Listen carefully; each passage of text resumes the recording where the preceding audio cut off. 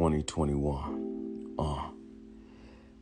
If there's anything that I could wish, want, or desire for this year, it would be to see a new Chicago. Not this. I don't want to see this no more. I don't want to feel this anymore. So look, walk with me real quick through the day. Yesterday, we traveled up north. I don't even call up north Chicago anymore because it's just two different worlds, two different cities altogether. This is up north. All right, south side, east side, west side, totally different world from up north. You dig? So we traveled. You'll see why we were there. The beauty of my city. Yeah, what's so ugly is when I look at this, I remember when there was rioting and looting and all that, and they raised these bridges to keep everybody from going on their nice side of town, while our side of town was in complete chaos. And that's kind of what I want to get in, with this video, just to open your eyes a little bit. So, yes, the people presented themselves. This was a march, a rally for all the victims of violence in Chicago over the years, especially this year. It has been over 4,000 people shot this year, and almost 800 people killed this year. What you see in here is many mothers and fathers who have lost their sons and their daughters to the violence in Chicago that has been overlooked. The silent pandemic that's been overlooked. You did? But those in Chicago, we see it every day. It can't be overlooked. Unless your heart is so hardened to where you just numb to the pain and you don't want to see it anymore, which is understandable because a lot of people leave in the city.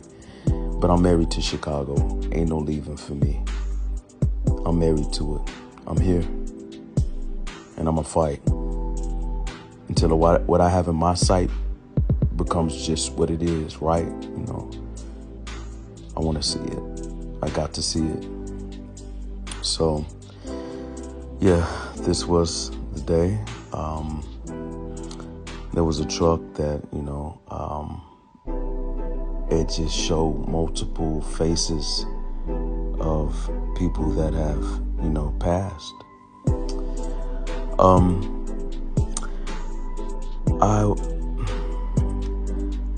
I was reluctant in putting out the video maybe so soon into the new year because I know that people want to start fresh. They don't want anything to, bring them down. But this is reality. You understand? The police, they, to my surprise, prepared a way to whereas, we went up Michigan Ave, from the Tribune, we walked to Water Tower almost. This is where we posted. And all to somehow bring more attention to what's going on.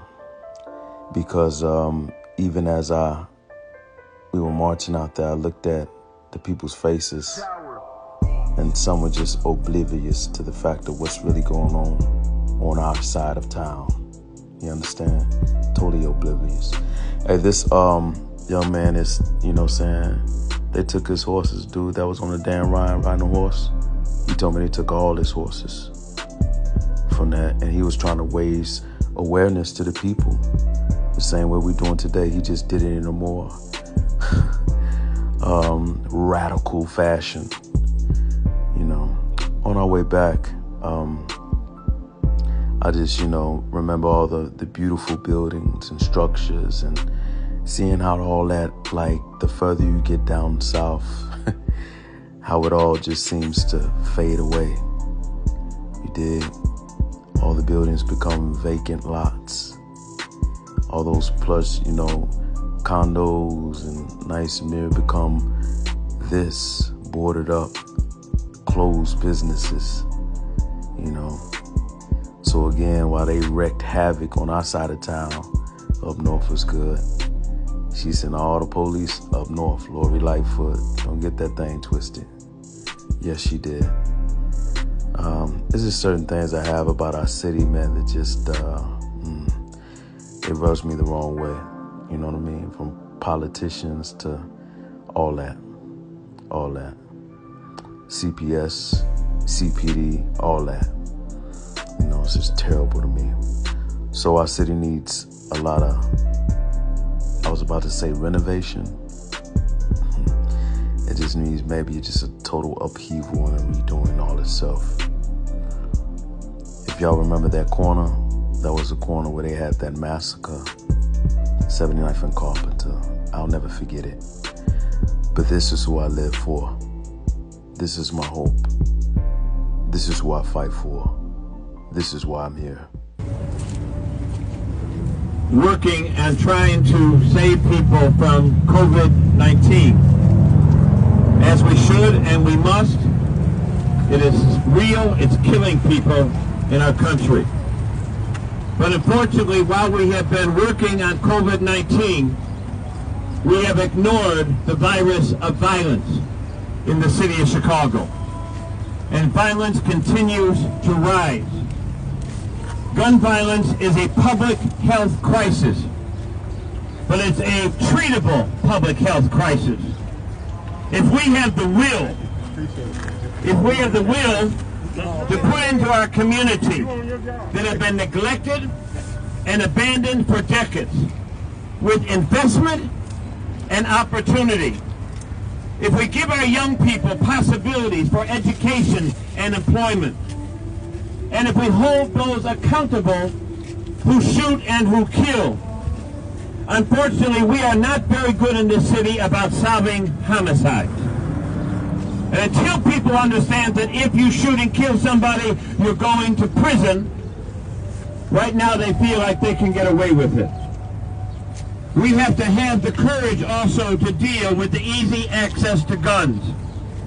We have to close the loopholes.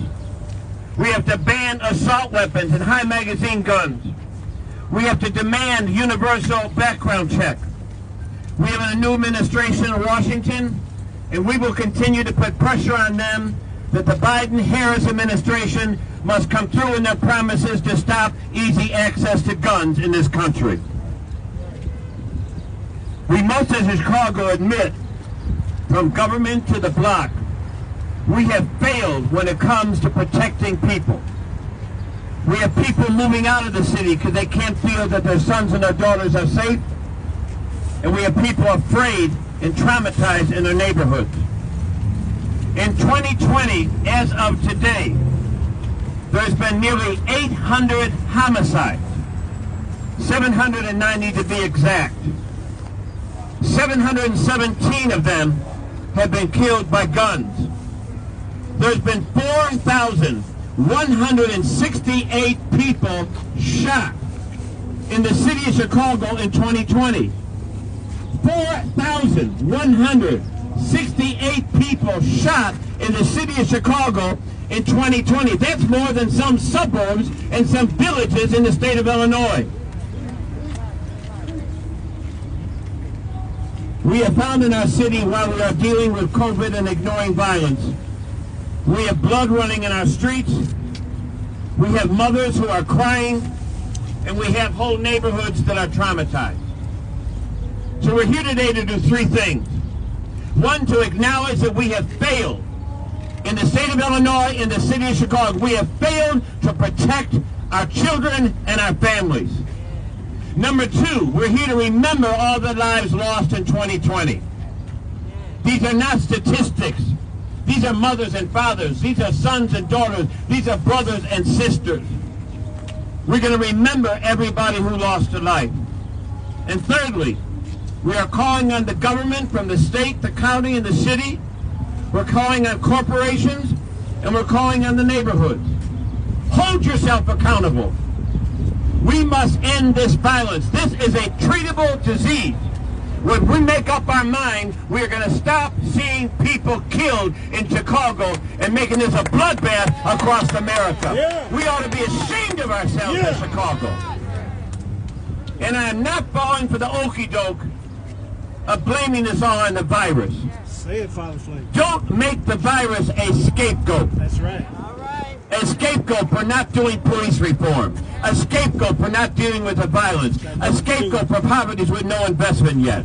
We will not allow the virus to become a scapegoat for real issues that we are failing to tackle in the state of Illinois and in the city of Chicago. All about the people.